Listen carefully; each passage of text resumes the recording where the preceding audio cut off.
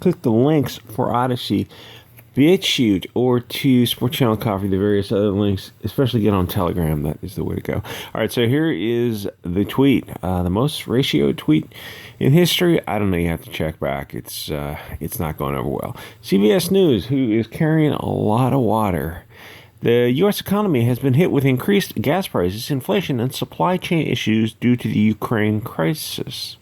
Okay, that's interesting.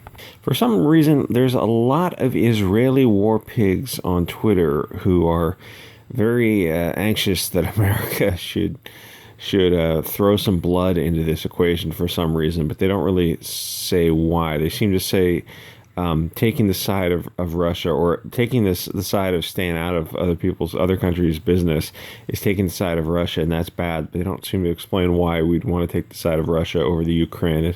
Ukraine's the West, so if you stay out of the war, if you don't send your sons to die, you're taking the side of Russia, our enemy. It's like, you haven't shown me why Russia is our enemy and why it needs us to go to war to save some countries that we should have no interest in.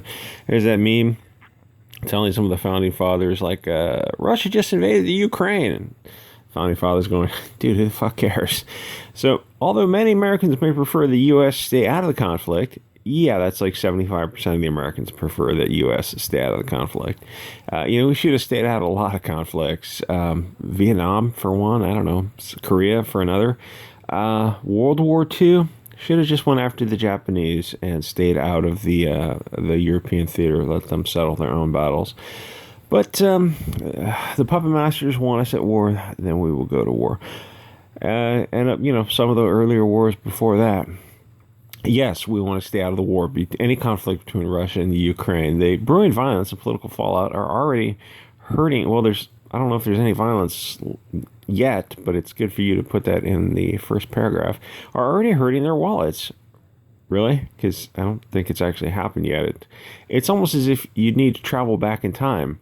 Do we live in a causal universe? Because if we don't live in a causal universe, there's no point in doing anything, because you can drop a coffee cup and the coffee cup can magically reassemble itself.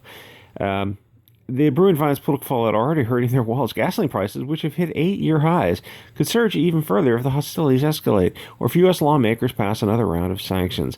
Okay, here's the thing that they don't go through in this entire article, is talking about the U.S. pipeline and Biden's possible involvement in some American pipeline issues. It's weird that CBS just kind of skips that issue. The economic impact could also move beyond the gas pump. Wall Street analysts warn sanctions or export controls against Russia could make current semiconductor damages even worse. Wheat and metals could drive the fiercest bout of inflation. Yeah, except inflation's already high. And Biden looks really, really weak. Really, really, really weak. How weak? I put the video up on my other channel. He's asked a question about Putin, and he goes blank, and he starts sucking at his teeth, and he looks around, and he starts picking at his teeth. He looks like a petulant old man. He's asked a question, and he just looks blank. I cut it off for a little bit before that. He's just looking blank, sucking at his teeth, and then picking at his teeth. This does not inspire confidence. It doesn't matter if he think you're on his side and you think he's laughing at the media for asking. Heaven forbid the media asks a question. It seems like every time he gives a prepared statement and the media tries to ask a few questions, he turns around and walks off the stage. And the people who are carrying water for him go, "Oh, well, he's really busy." It's like, yeah, except every other president manages to answer a few questions. Biden can't, because he's got the early stages of dementia. Oh, but he's better than Trump. Is he really? Because, Trump had a position of, he looked strong, whether that was real or imagined, it doesn't matter. And he also looked a little crazy. And that might have been a little bit of real and a little bit of imagined, but it doesn't matter, because strong and crazy is kind of a good way to go forward, because nobody tried him. And shit, he did, to his credit, he did go to North Korea. He did go to North Korea. That's friggin' amazing. Can you imagine Biden doing that? He would get there, he wouldn't even know what was going on. He's so out of it. So they're talking about elements that are in Russia and Ukraine and all this kind of stuff. And yeah, there's an argument to be made for the balance of power, but the bigger argument is to have a president who looks strong.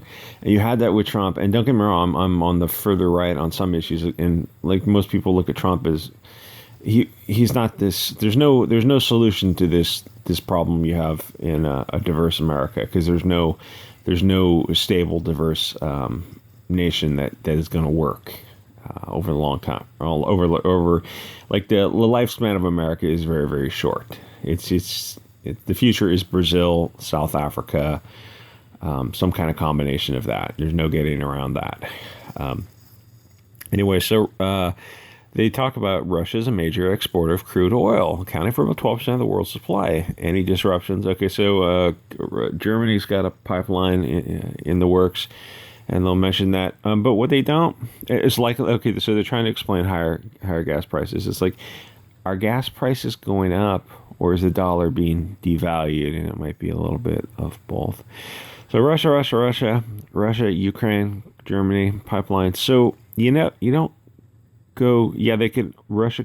Here's the thing with globalism, is it doesn't work because it's kind of game theory. Nations that won't obey the rules, like India, China, Russia, and many other countries, Central America or Southeast Asia, they don't have to follow these rules of, like, if they don't care about the environment, it doesn't matter. They can manipulate you through globalism. It's like, oh yeah, but America didn't need Chinese manufacturing. You could have made things in America. And in fact, you could have employed a lot of low skill people who needed to be doing something. Instead, they're on the street doing nothing because they're kind of not. There's kind of a skill set of a manufacturing level where there's like a lot of structure and a lot of people need that.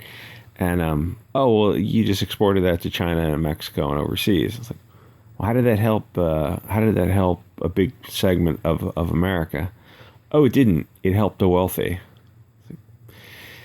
The left wing used to be the blue collar Democrats, and they switched to being just, instead of class war, they switched to being a race war, because they knew the demographics of the nation were changing, and they stopped being about caring about the blue collar worker to caring about the brown skinned person versus the fair skinned person, and that kind of became the left's thing. Anyway, so he's talking about Biden's a mess. Like, there's no getting around. The things are not good. He's got to mention, you look at his cabinet, and there's a lot of his cabinet that have Israeli dual citizenship, which is an issue because if they're advocating for war and they're in his cabinet, and nobody can bring that up because it's Islamophobic to say his cabinet might have dual loyalties and biases. It's like, oh, yeah, but they're in the executive office. We really have to be able to talk about everything. And you can't have these kind of shields. We need to be able to talk about their potential biases. It's a mess is what I'm trying to say.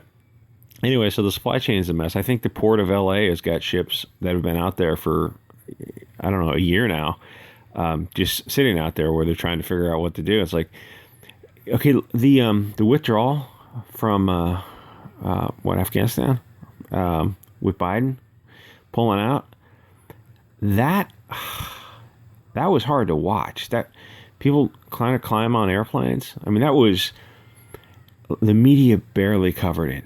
They barely covered it. They couldn't not cover it because alt media and like YouTubers are covering it. When we say the media doesn't cover things, it's like they'll cover it, but it doesn't get 1/10,000th the coverage. If that was Trump and you had people who were literally falling off of airplanes to their death, and if that was under Trump, you'd still be hearing about it. You're hearing about J6 now. It was mostly a peaceful protest where it looked like somebody inside, the police inside, the Capitol people inside were up to some funny business, and Nancy Pelosi was up to some funny business too. It's like, you're still hearing about that now. You're not hearing about all of Biden's very serious faux pas. Anyway, so they're talking about disruptions to commodities and fuel and these kind of things. I don't think they're talking about American fuel production. Believe it or not, at one time America used to make things. They used to do things instead of shipping those jobs overseas. So you've got a whole subset of America is unique because it's got a large African population, and now it's got a large Mexican population.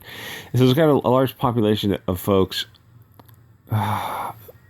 who would have been well suited to organize, discipline stuff like manufacturing, but they shipped those things off. So, like, now what are they supposed to do? It's a good question. Dark days ahead. Yeah, so dark days. So, like, are these things in America? Can America produce these things? Because at some point, if the money cycle, someone eventually has to produce something. You have to put a crop in the ground and grow carrots, and then you have to trade carrots to somebody who can trade you for something else. Somebody has to eventually produce something. You can't simply have a cycle of white collar workers because they're not actually producing anything. You have to have people who are mining and building and actually doing things. America kind of seems to forgot that. It's like, yeah, that's by design because Americans don't run America anymore. Anyway, so much more to go through. But, honestly, I look at YouTube and it's like, I don't even know if these videos are worth. The thing is, I don't know. YouTube's such a bitch. But anyway, like, comment, subscribe. See you guys on the next episode.